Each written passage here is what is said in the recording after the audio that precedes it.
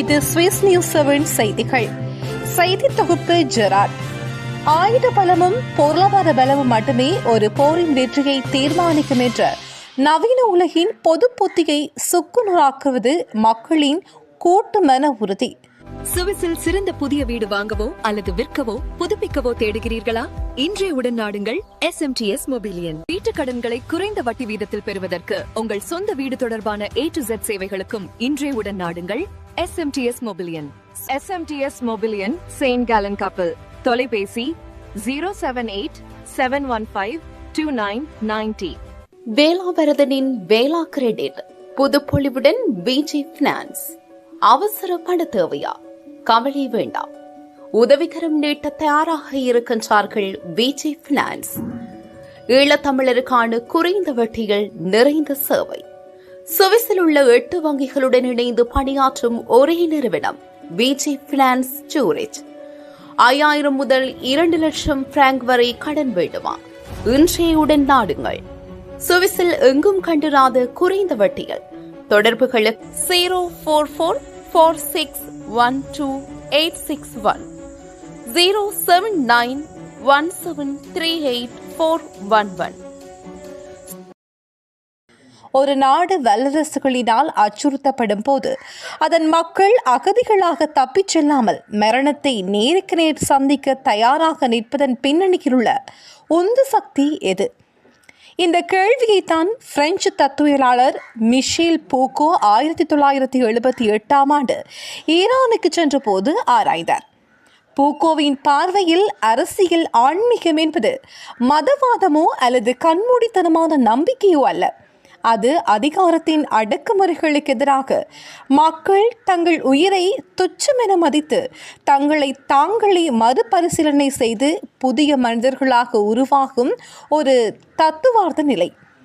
1979 ஈரானிய மக்கள் ஷா மன்னரின் அடக்குமுறைக்கு எதிராக ஆயுதங்களின்றி தெருக்களில் திரண்டபோது பூக்கோ அதை கண்ணுற்றார். துப்பாக்கிச் சூடுகளுக்கும் இராணுவத்தின் அச்சுறுத்தல்களுக்கும் ஈரானிய மக்கள் அஞ்சவில்லை. இஸ்லாம் என்ற மதத்தை வெறும் வழிபாட்டு முறையாக மட்டும் அவர்கள் பார்க்கவில்லை. மாறாக அது அடக்குமுறைக்கு எதிரான ஒரு அரசியல் ஆயுதமாகவும் தியாகத்திற்கான ஒரு கருவியாகவும் மாறியது. இந்த அக எழுச்சியைத்தான் அவர் அரசியல் ஆன்மீகம் என்றார். தலைவரற்ற எழுச்சியா? தலைவரற்ற எழுச்சி என்பது பூக்கோவின் கோட்பாட்டில் ஒரு முக்கிய அங்கமாகும். ஈரானிய புரட்சியின் ஆரம்ப கட்டங்களில் எந்த ஒரு குறிப்பிட்ட அரசியல் கட்சியோ அல்லது தனி மனிதரோ மக்களை வழிநடத்தவில்லை.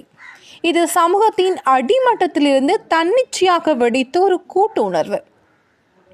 மக்களின் கூட்டு விருப்பம் என்பது ஒரு தொன்மை என்று நான் நினைத்திருந்தேன். ஆனால் ஈரானின் அந்த கூட்டு விருப்பத்தை நான் என் கண்களால் பார்த்தேன் என பூக்கோ பதிவு செய்தார். இன்று உண்மையான பேரழிவின் விளிம்பில் ஈரான் நின்றாலும் மக்கள் அகதிகளாக ஓடாமல் உறுதியாக ஒன்றிணைந்து தங்கள் நாட்டை காக்க நின்ற இந்த கோட்பாட்டை மெய்ப்பித்திருக்கிறார்கள். வல்லரசுகளின் குண்டு மலைகளோ பொருளாதார தடைகளோ ஒரு தேசத்தின் உள்கட்டமைப்பை அழிக்கலாம், ஆனால் ஒரு தலைமுறையின் ஆன்மாவின் ஆழமாக வேரூன்றி இருக்கும் அந்த அரசியல் ஆன்மீகத்தை அழிக்க முடியாது. பொருளாதார ரீதியாக நலிவடைந்த ஒரு சமூகம் உலக வல்லரசுகளை எதிர்த்து நிற்பது என்பது வெறும் அரசியல் கணக்குகளால் சாத்தியமில்லை. நாங்கள் எங்கள் மண்ணை விட்டு கொடுக்க மாட்டோம் என்ற அந்த அசைக்க முடியாத உறுதி, தங்களை விட பெரிய ஒரு லட்சியத்துக்காக தங்களை அர்ப்பணிக்கும் தியாக மனப்பான்மையிலிருந்தே பிறக்கிறது. போர்கள் என்பவை வெறும் நிலங்களுக்காக அல்ல, அவை மனங்களுக்கானவை. எதிரியின் ஆயுதங்களை விட மக்களின் அகபலமே இறுதி வரை வெற்றியை தீர்மானிக்கிறது.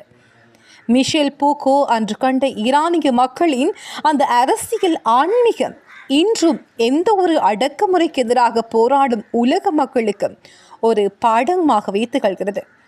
உண்மையான அதிகாரம் என்பது ஆயுத கிடங்குகளில் இல்லை, அது மரணத்தை வென்ற மக்களின் கண்களில் இருக்கின்றது. எமது விரிவான செய்திகளை www.swissnews7.com என்ற இணையதளத்தில் நீங்கள் பார்வையிடலாம்.